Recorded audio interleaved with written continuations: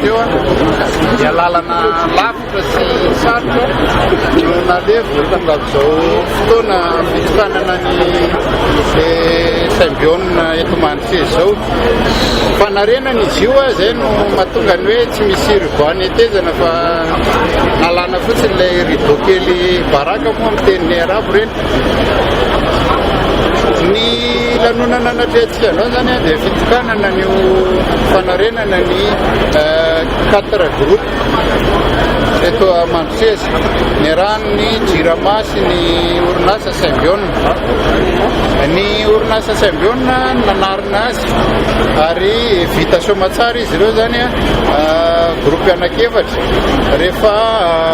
nanomboka tamin'ny volana Novambra 2024 dia tamin'ny faran'ny volana Jolay teo zany vita tanteraka dia zao tokanatsika zao zany fampandehanana azy nasesy ny fampandehanana n'izy efatra satria démarreur anakefatra ny ao anatiny eo hitatsika samy natazana teotsika fa samy mandeha daholo izy ao 70 mégawatt atsoatsika dia mbola hitokana sika anankiroa vaovao ihany koa ireo ndray dia tena vaovao ny eo amin'ny siteny Ambohimanambola izany afaka andro vitsivitsy ary herinandro vitsivitsy raha ely fitambaran'ny eto sy ny any Ambohimanambola zany dia hatratra eo amin'ny 90 mégawatt eo totalin'izy ireo ary efa mahafaka ny ampahany be amin'ny resaka famokarana herinaratra eto Antananarivo. Tiana marihana zay satria raha 300 mégawatt na 300 na 300 mégawatt eo filany eto Antananarivo amin'izao fotoana izao amin'ilay hoe pointe amin'ny hariva izany dia 90 zany efa vokatr'ireo anankitelo ireo dia fanampiny fotsiny zany ny any Andekaleka, Mandraka, any Sahanivohitra, Antsirabe ary eo koa moa zany mbola misy machine gazoil zay mbola miasa mandra-pavita tanteraka ny famatsiana herinaratra amin'ny solika mavesatra zany eto Antananarivo. Ary araka voalazako teo dia ny any ambanivohitra sy ny any faritra dia tsy latsa-danja zany efa tantaraiko teo ny hoe centrale solaire natao tany Mahaboboka sy any Ampasindava ny Debo sy any Toliara iny dia eo koa zany efa hoe misy tohadrano madinika efa vita hotokanana ihany koa zany any Antsorobe rehefa afaka andro vitsivitsy ihany koa dia fametrahana ihany koa an'ireo herinaratra vokarina amin'ny rivotra efa fokafy izy efa misy amin'izao fotoana izao. Ny famatsiana solika ny ampandehanana an'ireto mily reto dia ny fanarahan'ny Jirama sy ny Saint-Bione mba kelikely koa ny volalany dia Jirama zany no mividy ny solika ampidonana an'ireo mily ireo dia fatatsika zany fa 30 ka hatramin'ny 20 grama isaky ny kilowattheure ny ilaina dia avelako anareo no mba micalcule an'izay zavatra zay ary fatatsika araka iren'ilay torobity natao tambola zato amin'ny Jirama ireny fa izay zany zao no efa mamatsy ny Jirama amin'izao fotoana izao le torobity eo zany hoe ny vidiny eny amin'ny dasany fitezarana ho an'ny fiarakodia ireny iny natao fitaratra dia zay sana fidina ambaniny iny no namatsy ny Jirama dia amin'izay vidiny zay zany zao no amatsiana ny Jirama amin'izao fotoana izao dikan'izany raha ny hena indroa 70 ariary ary teo farany ariary zato na hena raha zany hiditra tato amin'ny ministera tsy niakatra ny vidiny fa niakatra 70 ariary indroa izy talohan'izay dia rehefa zao zany izy nyhena 70 sy ariary zato dikan'izany zany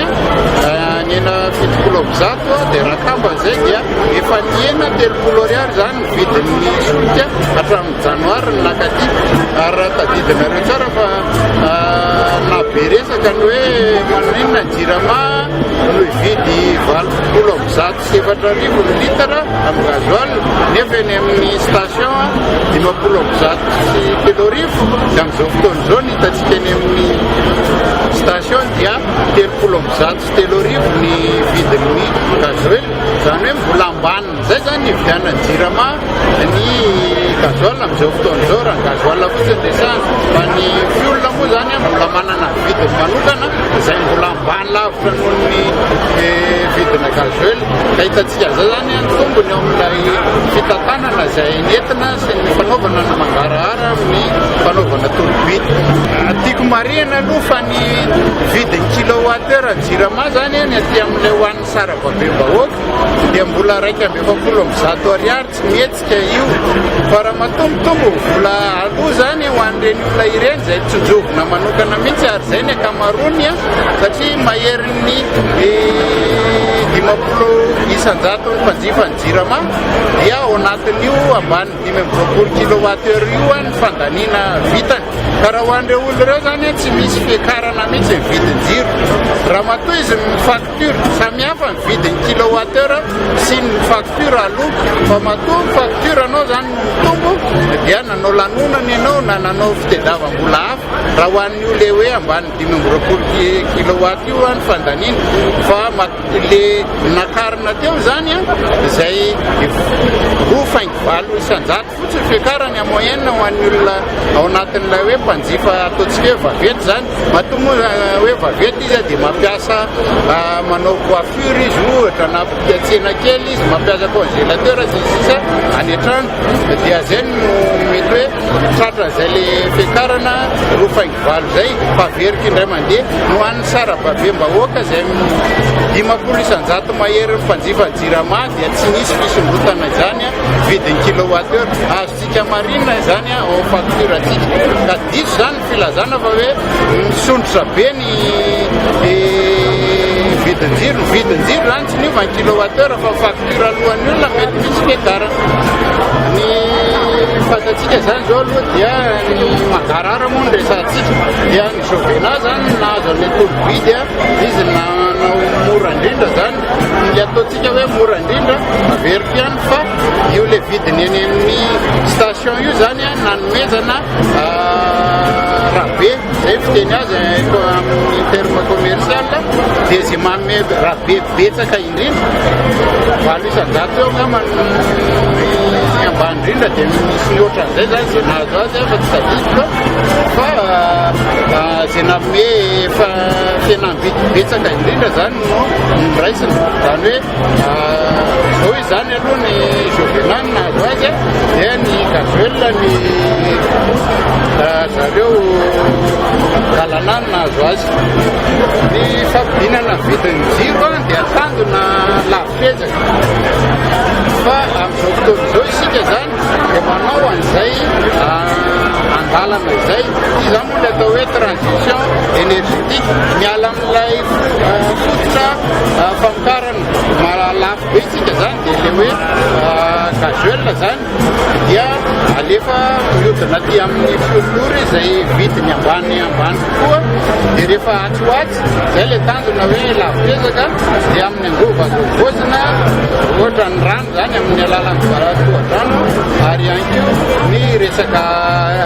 rivotra sy hery masoandro zany na koa ny biomasse zany sy ny alcool ihany koa zay azontsika ampiasaina amina fandrahoana dia zay tanjona lavitezaka zay fampianana ny sara eto mamokatra zay tena tanjona anatin'izy satria amin'izao fotoana izao mbola lafo ny sara eto mamokatra raha ny herinaratra eto Madagasikara ny resahana zany raha mihoatra ny tany hafa fa ho any zareo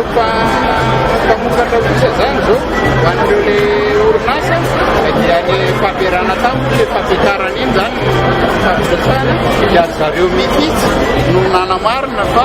isambolambola ny vidin'ny kilowattheure amin'ny herinaratra elektrika eto Madagasikara araka ny teniko teo moa zany dia hoe anjaran'ny fanjakana iny lalàna nao an'izany ny fanjakana hoe tsy maintsy miantoka ny